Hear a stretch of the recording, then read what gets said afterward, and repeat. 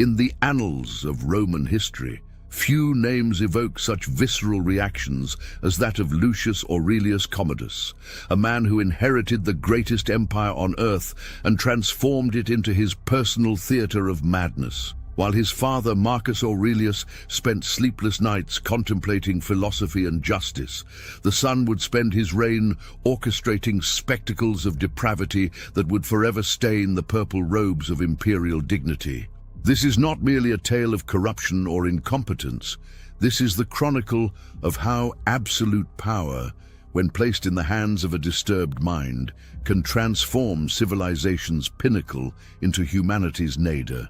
The year was 180 AD, when Commodus assumed sole control of the Roman Empire, marking what Edward Gibbon would later identify as the beginning of Rome's decline and fall. At just 19 years old, this golden-haired youth possessed everything: wealth beyond imagination, power over millions, and the legacy of one of history's greatest philosopher kings. Yet beneath the imperial regalia lurked a mind twisted by narcissism and sadism, a psyche that would manifest in ways that horrified even the most jaded Roman aristocrats. Contemporary historian Cassius Dio, who lived through Commodus's reign, would later write with barely concealed horror about the transformation of Rome's sacred institutions into playgrounds for imperial madness. The contrast between father and son could not have been more stark. Marcus Aurelius, the last of the 5 good emperors, had spent his final years on the Danube frontier, defending Rome's borders while composing his Meditations, philosophical reflections that would inspire leaders for millennia. He had groomed his son for leadership, providing the finest tutors and exposing him to the machinery of governance from an early age. Yet something had gone terribly wrong in the formation of young Commodus's character. Perhaps it was the isolation of extreme privilege, or the whispered palace rumors that he was not Marcus's true son, but the product of his mother Faustina's affair with a gladiator. Rumors that would ironically presage the emperor's future obsessions. From his earliest days of power, Commodus displayed an alarming disinterest in the mundane responsibilities of governance. The young emperor delegated administrative duties to a series of favorites and freedmen, preferring instead to indulge in increasingly elaborate fantasies of divine grandeur. He surrounded himself with sycophants who fed his delusions, telling him he was the reincarnation of Hercules, the living embodiment of divine strength and virility. This was not merely ceremonial rhetoric. Commodus genuinely believed in his own divinity, and he expected the empire to worship him accordingly. Statues depicting him as Hercules, complete with lion skin and club, proliferated throughout the empire, while the emperor himself began appearing in public, dressed as the mythological hero. The Senate, that ancient body that had once commanded respect throughout the Mediterranean world, watched in horror as their institution was systematically degraded. Commodus took perverse pleasure in humiliating the senators, forcing them to attend his gladiatorial exhibitions and cheer as he slaughtered exotic beasts and hapless opponents in rigged contests. These were not the noble combats of trained gladiators, but grotesque parodies, where the emperor, protected by guards and facing drugged or wounded adversaries, would claim victory after victory. The historian Herodian records that senators were compelled to chant in unison, "You are Lord and you are first, of all men most fortunate. You win and you will win, from everlasting Amazonian you win." But the arena was merely one stage for Commodus's disturbing performances. Within the confines of the imperial palace, far more sinister activities unfolded away from public scrutiny, though rumors inevitably escaped those gilded walls. The emperor transformed the residence of the Caesars into what scandalized observers described as a massive brothel, where the traditional Roman values of gravitas and dignitas were replaced by an endless carnival of excess. Palace slaves reported being forced to participate in elaborate role plays, where Commodus would assume various mythological identities, demanding that his partners address him as Jupiter, Apollo, or most frequently, Hercules. during intimate encounters that often turned violent. The corruption of the imperial household went beyond mere hedonistic excess. It represented a fundamental perversion of Roman social order. Commodus delighted in forcing members of the patrician class to participate in his debauched festivities, using their involvement as a means of control and humiliation. Wives of senators were summoned to the palace under various pretexts, only to find themselves trapped in scenarios that violated every principle of Roman matrimonial sanctity. The emperor particularly enjoyed corrupting those who represented traditional Roman virtues. Vestal virgins were rumored to have been coerced into breaking their sacred vows, though the sources remain deliberately vague about the specifics of these violations, perhaps out of respect for the victims or fear of imperial retribution. The emperor's appetites knew no bounds of gender, age, or status. Ancient sources speak in hushed tones of his 300 concubines, equally divided between women and young men, selected for their beauty from across the empire. But these official concubines were merely the tip of a much darker iceberg.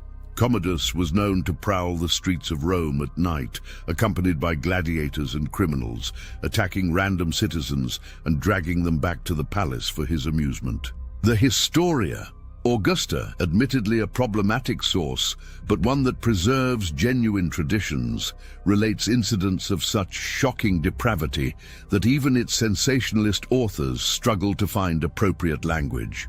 Financial records from the period reveal the staggering economic impact of Commodus's excesses. The imperial treasury, carefully built up by his predecessors, was rapidly depleted to fund increasingly elaborate orgies that could last for days. These were not simple gatherings, but theatrical productions complete with exotic animals, imported delicacies, and performers brought from the far corners of the empire. One particularly notorious event allegedly involved the recreation of mythological scenes where participants were forced to act out the violent and sexual exploits of the gods, with deadly consequences for those who failed to please the emperor's aesthetic sensibilities. Gold that should have paid legions on the frontier instead purchased rare perfumes from Arabia, silk from China, and slaves specifically trained in practices that Roman moralists dared not name. The psychological torture Commodus inflicted was often as cruel as the physical abuse. He delighted in forcing his victims to praise him during their ordeals, demanding they compose poems to his glory even as they suffered. Those who failed to show sufficient enthusiasm faced escalating punishments. The emperor had a particular fascination with role reversal, forcing proud patricians to assume servile positions while elevating slaves and gladiators to positions of temporary authority.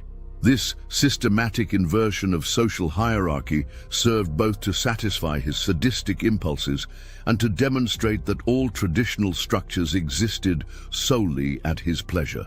Within this atmosphere of terror and degradation, a particularly sinister cult of personality emerged. Commodus renamed Rome itself as Colonia Lucia Annia Commodiana, and the months of the year were changed to variations of his own names and titles. He demanded religious ceremonies that blended traditional Roman rites with his personal fantasies, creating hybrid observances that horrified religious conservatives. During these ceremonies, participants were required to engage in acts that violated fundamental taboos, all while maintaining the pretense of sacred ritual. The emperor himself would preside as both deity and high priest, dispensing blessings and punishments according to his momentary whims.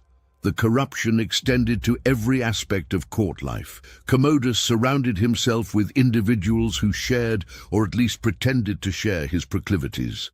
His inner circle included Sauterus, a former slave who became his lover and chamberlain, wielding enormous influence until jealous rivals arranged his assassination.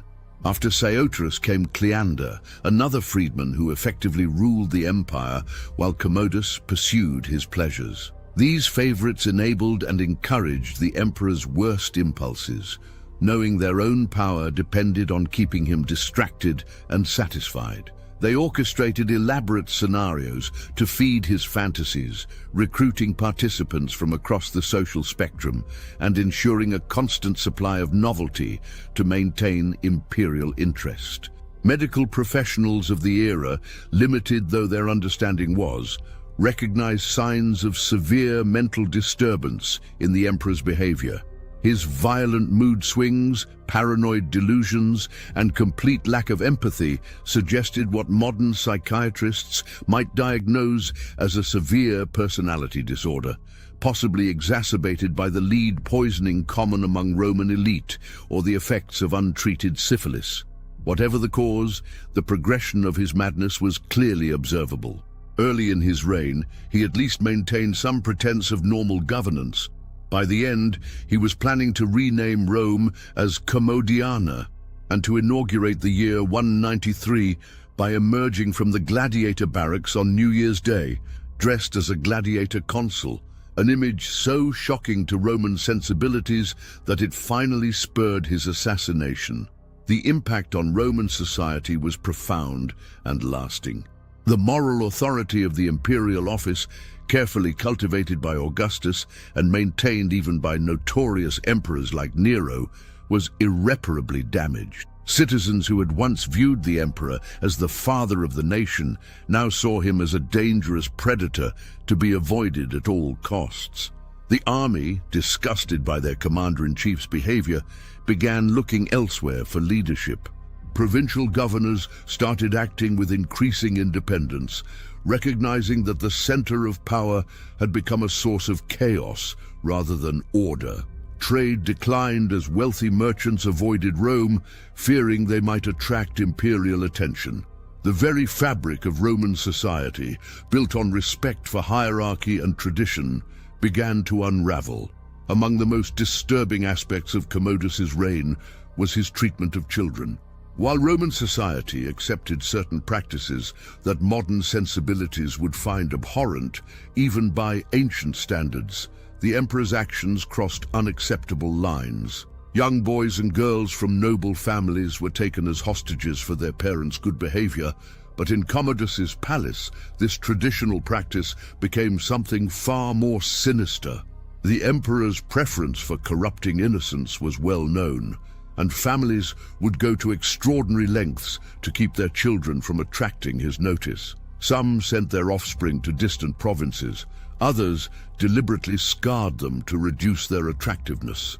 The psychological damage inflicted on these young victims would ripple through Roman society for generations. The religious implications of Commodus's behavior cannot be understated. As Pontifex Maximus, the emperor was supposed to be the guardian of Roman religious tradition, the intermediary between the gods and the people. Instead, he perverted sacred rituals for his own gratification. Traditional ceremonies were transformed into grotesque parodies, where sacred and profane were deliberately confused.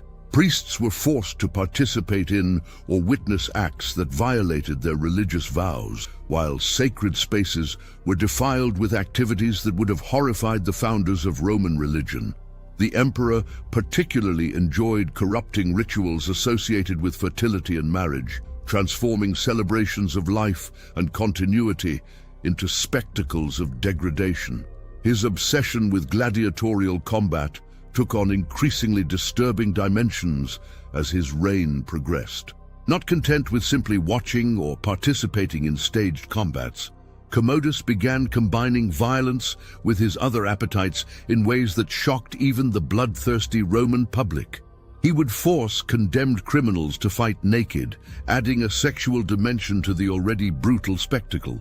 Female gladiators, rare but not unknown in Roman society, were compelled to perform in increasingly degrading scenarios that had little to do with combat skills. The arena, once a place where courage and skill were displayed, became another venue for imperial perversion.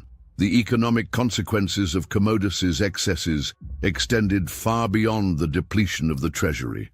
To fund his lifestyle, he resorted to increasingly desperate measures. Wealthy citizens were accused of treason on fabricated charges, their property confiscated to pay for the next imperial orgy. The emperor literally sold government positions to the highest bidder, with Cleander allegedly offering the consulship, military commands, and provincial governorships to anyone who could pay. This systematic corruption destroyed the meritocratic elements that had allowed the Roman Empire to function effectively. Competent administrators were replaced by wealthy incompetents. Military commands went to the highest bidder rather than the most capable, and justice became purely transactional. Perhaps most tellingly, Commodus's reign marked a fundamental shift in how Romans viewed their own civilization. The concept of Romanitas, the collection of values and behaviors that defined Roman identity, had always included a certain flexibility, an ability to absorb and adapt foreign influences while maintaining a core cultural identity. But the emperor's behavior was so antithetical to traditional Roman values that it created a crisis of identity. If the supreme representative of Roman power could behave in such ways, what did it mean to be Roman? This philosophical crisis would contribute to the empire's eventual acceptance of Christianity, which offered a moral framework entirely separate from the corrupted imperial cult. The detailed accounts of Commodus's specific practices, preserved in works by Cassius Dio, Herodian, and the Historia Augusta, paint a picture of escalating depravity. What began as excessive but not unprecedented imperial indulgence evolved into increasingly bizarre and violent scenarios. The emperor developed a fascination with mixing pleasure and pain, life and death, sacred and profane in combinations that defied classification. He would orchestrate elaborate tableaux based on mythological scenes, but with twisted endings that reflected his own dark imagination. Participants who believed they were engaging in one type of activity would suddenly find the scenario shifting into something far more sinister. The role of the Praetorian Guard during this period deserves special attention. These elite soldiers, sworn to protect the emperor, found themselves in an impossible position. They were witnesses to and sometimes unwilling participants in activities that violated their military honor and personal dignity. Yet their oath bound them to serve. Some historians suggest that the Guard's eventual participation in Commodus's assassination was motivated as much by personal humiliation as by political calculation. The emperor had repeatedly used guardsmen as props in his fantasies, forcing them to play degrading roles that undermined their military prestige. The corruption of this elite force would have long-lasting consequences for imperial stability. Women in Commodus's court faced particular horrors. The emperor's mistress, Marcia, despite her privileged position, lived in constant fear. She knew that imperial favor could transform into deadly rage without warning. Other women, wives of senators, daughters of equestrians, even female slaves, existed in a state of perpetual vulnerability. The traditional protections afforded to Roman matrons meant nothing in Commodus's palace. The emperor took particular pleasure in corrupting married women, forcing husbands to watch as their wives were degraded. This systematic assault on the institution of marriage struck at the very heart of Roman family values, the foundation upon which their society was built. The intellectual class of Rome watched in horror as their civilization descended into barbarism. Philosophers who had flourished under Marcus Aurelius found themselves silenced or forced to provide pseudo-intellectual justifications for imperial excess. Libraries were neglected while funds were diverted to finance spectacles.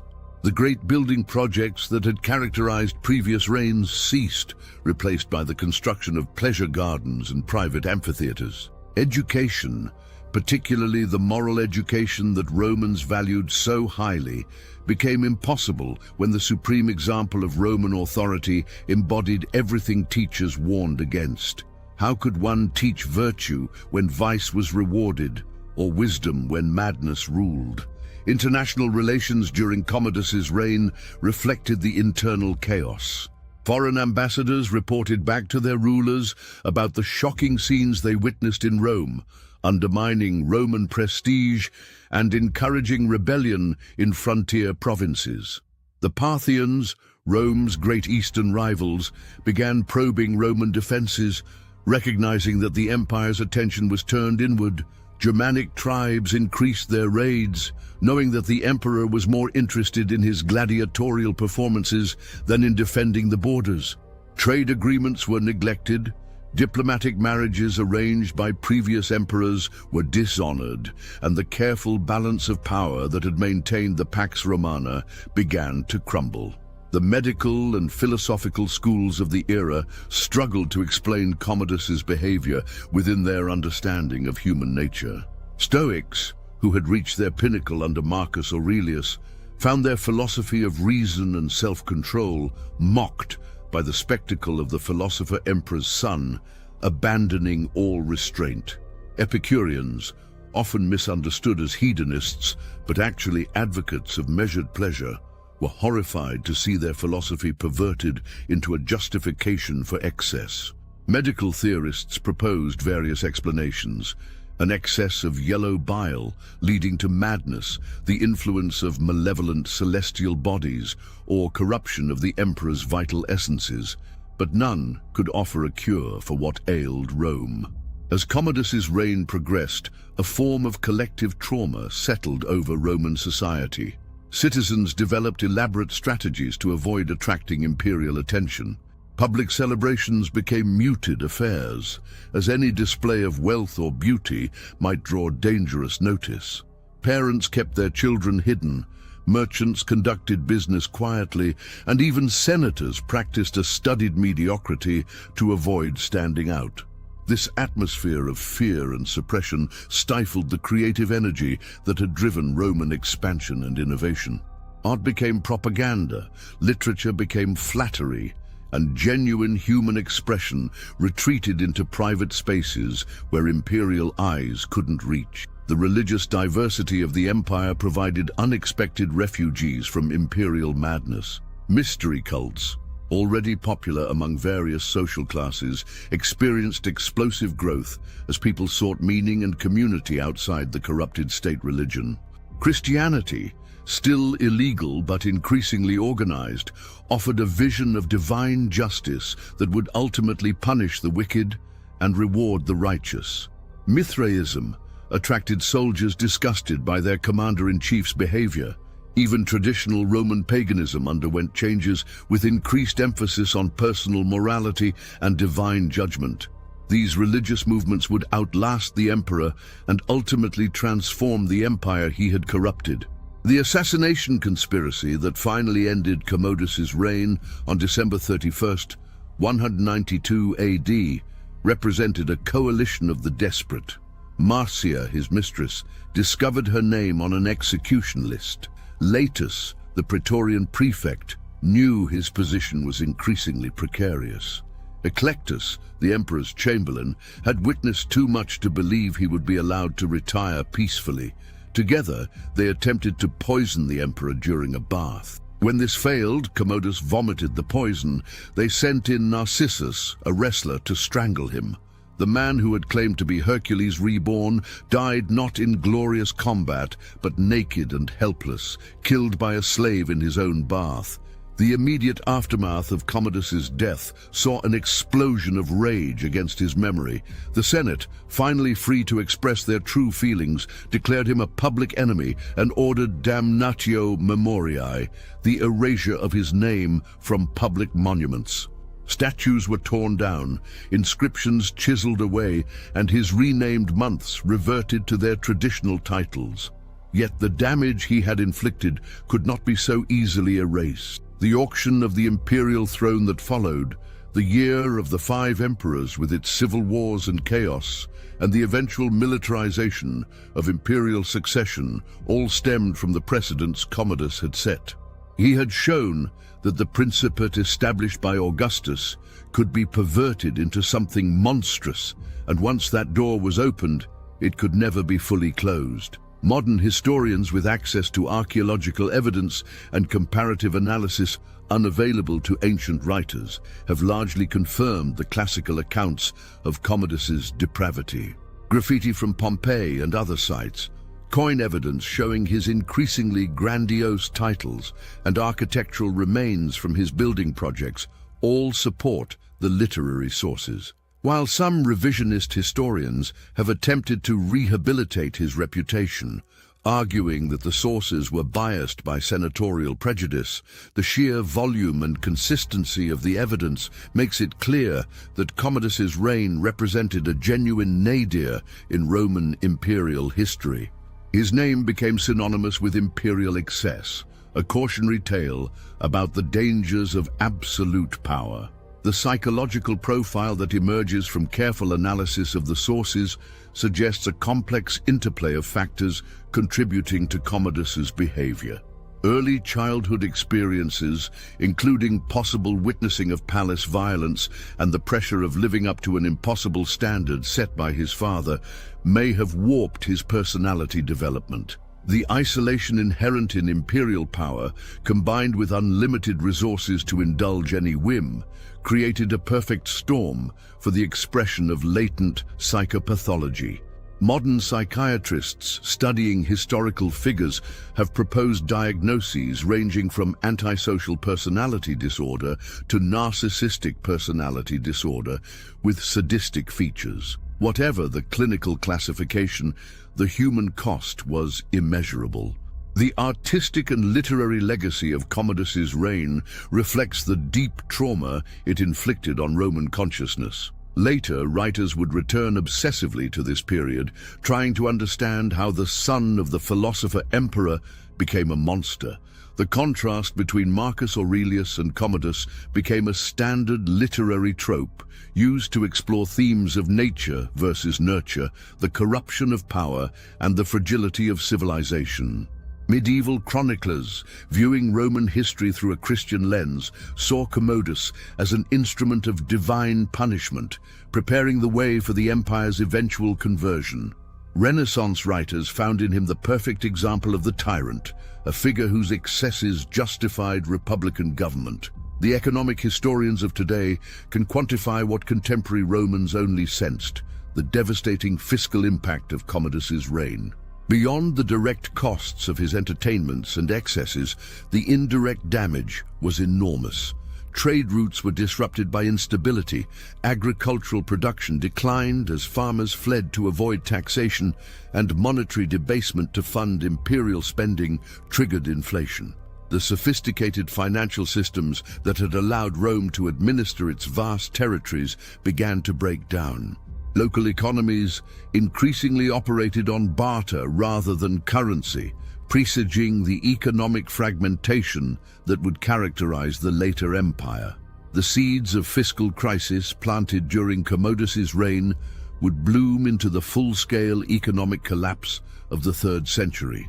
Gender historians have found in Commodus's reign a particularly rich source for understanding Roman concepts of masculinity and power.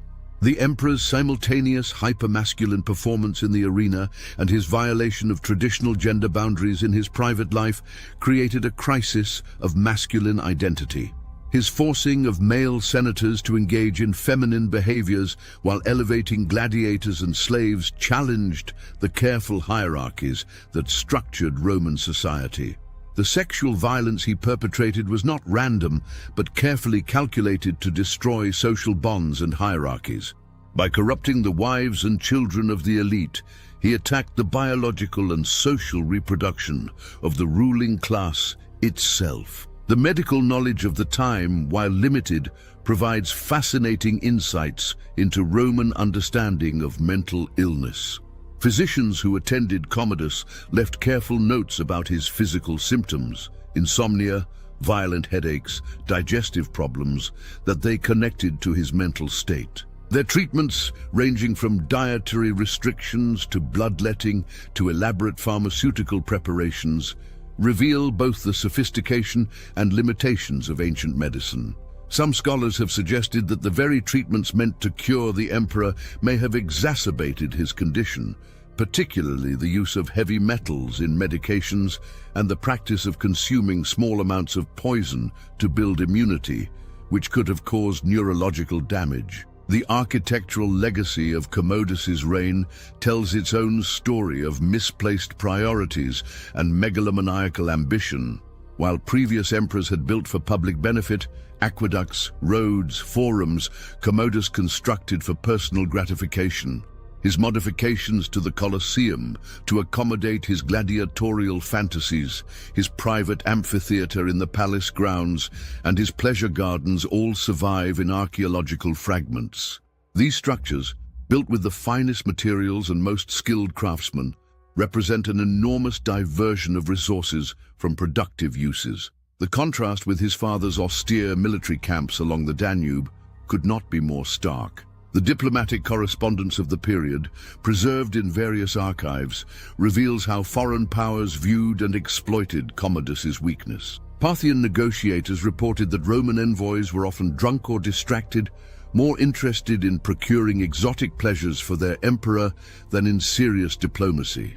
Germanic chieftains learned they could gain concessions by sending beautiful hostages of both sexes to Rome. The careful balance of threat and inducement that had maintained Roman dominance was replaced by a crude system of bribery and appeasement. The respect and fear that Rome had commanded for centuries evaporated, replaced by contempt and opportunism. The philosophical schools that flourished after Commodus's death all grappled with the meaning of his reign. How could the son of the philosophical emperor become the antithesis of everything his father represented? Neoplatonists developed elaborate theories about the corruption of the soul through material excess. Christians saw confirmation of their belief in original sin and the need for divine redemption. Even pagan philosophers began incorporating ideas about moral providence and divine justice that would have seemed foreign to earlier Roman thought. The intellectual revolution sparked by revulsion at Commodus's excesses would ultimately contribute to the transformation of classical philosophy into medieval theology. The military consequences of Commodus's reign extended far beyond the immediate demoralization of the legions. The emperor's elevation of gladiators and criminals to positions of military authority, his selling of officer commissions, and his complete neglect of frontier defense created systemic problems that would plague Rome for generations.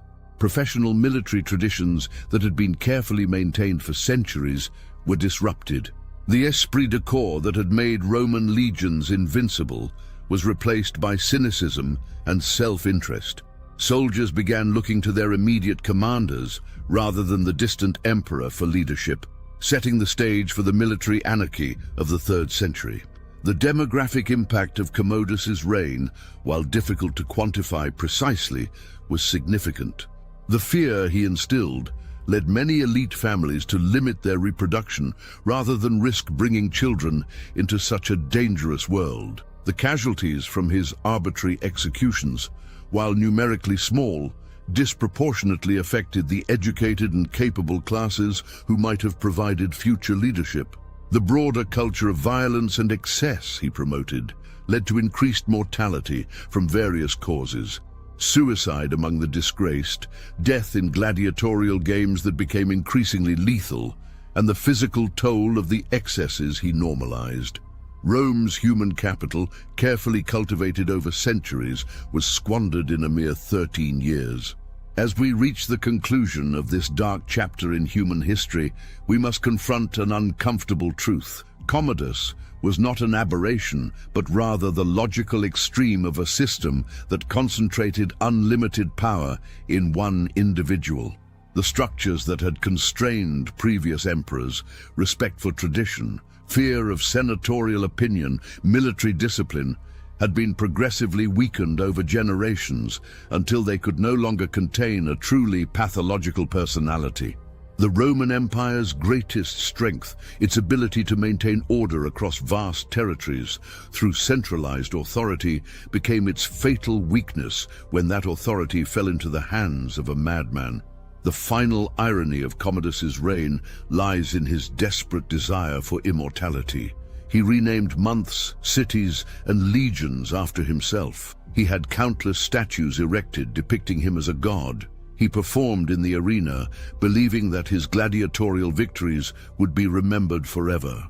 Yet what history remembers is not Commodus the divine warrior, but Commodus the mad emperor, a cautionary tale about the corruption of power. His name survives not as a source of glory, but as a synonym for depravity.